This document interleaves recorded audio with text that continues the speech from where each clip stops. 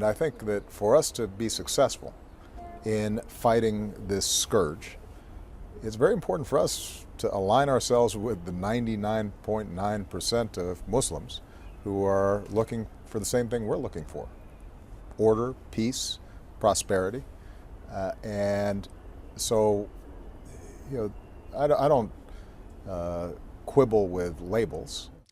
President Obama saying labels really don't matter when it comes to the war on terror.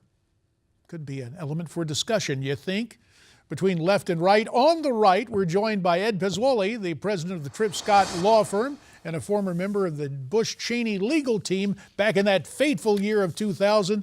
He joins us from Florida, and smack dab in the middle of the screen, although he lurches leftward, it's our pal, the senior advisor, Progressives United, the former aide to Senator Harry Reid, Skyping in from Madison, Wisconsin, Josh Orton. Josh, to you first. The president seems to be spending a lot of intellectual energy trying to avoid labeling Islamic terror. Should he finally go ahead and do that? I think President Obama is spending a lot of time trying not to get into a schoolyard fight about language with the far right of the Republican Party. I think President Obama is much more interested in strategy and trying to work with our allies to root out this terrible problem that threatens our lives, that threatens lives in our allies' countries. So, look, I think that it's an easy way for Republicans to try and attack the president when they lack any other suggestions of strategy. I saw Scott Walker on a Sunday program a couple of days ago when he was pressed about what to do in Syria, had to admit, well, his only idea was to put boots on the ground. So I think absent a strategy, I think Republicans like Lindsey Graham are talking about how we need to declare this a religious war. But I don't think that's a strategy. I think that's a way to attack the president. Well, let's get Ed's take on it. Ed? Hey, look, they're terrorists. Let's call them radical Islamic terrorists. Let's be clear. We need to define who we're up against. They're in a war against us, but we need to define that clearly. So, look, Josh said something rather interesting and frankly a little untruthful. The president really hasn't worked with allies. I mean, look at the spat in the middle of this terrorist issue with these radical Islamic terrorists. We have a spat with Israel about Benjamin Netanyahu, and the relationship between he and President Obama. That's not working with our allies. It's not working with our allies about not going to Paris and joining the rest of the Western leadership in the world against the violent terrorism attack that occurred in Paris and struck to the heart of the very values like free speech and freedom of expression that we hold so dear. Where is the president working with allies on these issues? What about that, Josh? You know, it's funny. If I don't have any way to prove it to you, but when Ed started speaking, I said he's going to get to the parade. He's going to say Obama is ineffective as a leader because he didn't stand in the parade. Look, again, I think that there is nothing fishy going on. I think that there's some weird undercurrent here that somehow Obama's allegiances are questioned because he won't use the exact phrasing that Lindsey Graham wants him to use. Lindsey Graham is not the president, and I have to say that the relationship with Netanyahu, there's a much larger, complicated issue going on there. I think John Boehner really set things back quite a bit with his invitation. This is not having anything to do with symbolism or the specifics of language here. This is as a means for Republicans to attack the president in a very fairly superficial way. So it's a parade. If I'm not mistaken, I think that's the way Valerie Jarrett characterized what happened in Paris as well, a parade. Ed, is it really that simple? And Josh is criticizing Speaker Boehner for inviting Prime Minister Netanyahu to address the Congress. Do you share that concern?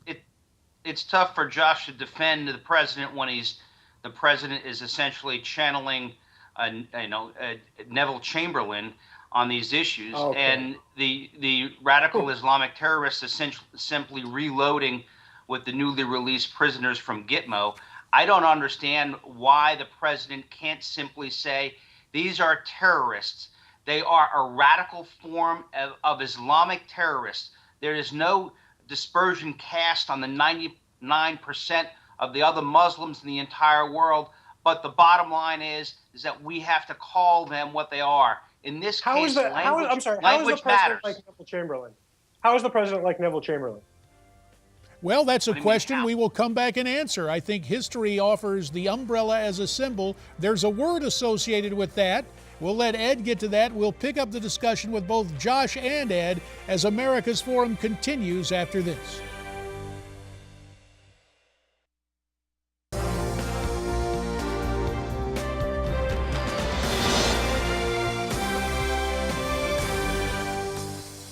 You know, there comes a time when we really have to honestly say, you know, whose side is President Obama on? Is he an Islamist sympathizer? And I think that if there's one thing that the House and Senate can do, they need to bring up a resolution to censure the president for some of these actions. Why do we have the Muslim Brotherhood in our State Department? Former Congressman Allen West, he sure doesn't mince his words with some strong language there concerning the president and the president's foreign policy. On the Steve Malzberg Show here on Newsmax TV. We continue America's Forum with our political panel. And on the right, we have Ed Pozzuoli. And on the left, we have Josh Orton.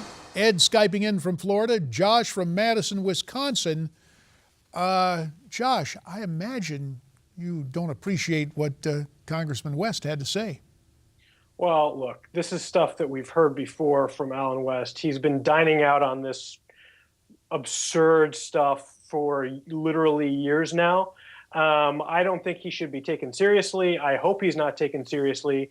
I find the suggestion anywhere from ridiculous to offensive to suggest that somehow the president's allegiances are not with the United States.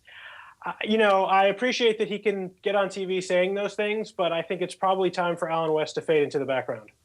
Well, far from fading into the background, Allen West continues to speak out the way he sees things. There is a concern, Ed, that the president does devote a lot of attention to try and explain away the world as he hopes it would be rather than dealing with the world as it is. Now, Josh asked you before the break, and I'll pick up the question again, appeasement, Neville Chamberlain. What is the exact correlation historically between the current president and that former prime minister of Great Britain? Well, I'll give you three examples. The one is we pulled troops out of Iraq, leaving a vacuum for ISIS to grow in strength and in influence. So that's first. Two is that we've turned our back at the only democracy in the Middle East, Israel. And clearly, we don't need to be fighting with their leadership during a time of need. Three is that we're in the middle of negotiations with Iran. And I don't see why the Congress shouldn't put in place, if you don't come and get a deal, we're going to have sanctions. And so that Iran understands those things that will happen should they not come to the table in good faith. Those negotiations have been going on for a long time, and all the while they inch closer and closer to nuclear capability. It was very clear. I see it from the other direction. It was very clear when during congressional hearings that adding sanctions now, additional sanctions now, would not increase the leverage, our negotiating leverage with the leadership of Iran. And look, I actually sort of see this differently. I see Republicans attempting to politically undercut President Obama's foreign policy at every turn. I see them trying to undercut his negotiations with Iran. I see them trying to undercut his work in the Middle East generally by talking about his language, by calling him by coming just a couple clicks short of calling him traitorous. You know, this is not a Republican Party. Hang on, Josh. As you issue a blanket indictment, hold on, please, sir. You issue a blanket indictment there for Republicans. It is worth noting for the record, Senator Bob Menendez, Democrat of New Jersey, when the Undersecretary of State came to the Foreign Relations Committee the other week, Bob Menendez said, and I quote, "It sounds like the administration is peddling talking points from Tehran." Josh, that's a Democrat, not a Republican. And yet, Senator Menendez backed off his push for additional sanctions to support the president's efforts. Republicans have not done that. I remember during the Bush administration, Republicans pilloried Democrats for saying, well, we were not uniting behind our commander-in-chief, which was completely false then. Well, I think that there's an example here where we're talking about, no Democrat in the height of the divisiveness of the Bush administration. Democrats, elected Democrats, serious Democrats, were not saying that somehow George Bush was sympathizing with our enemies. That was absurd. But they did say Bush lied, people died. We'll have to leave it there. Josh, Ed, thank you for your time. After the break, the way I see it.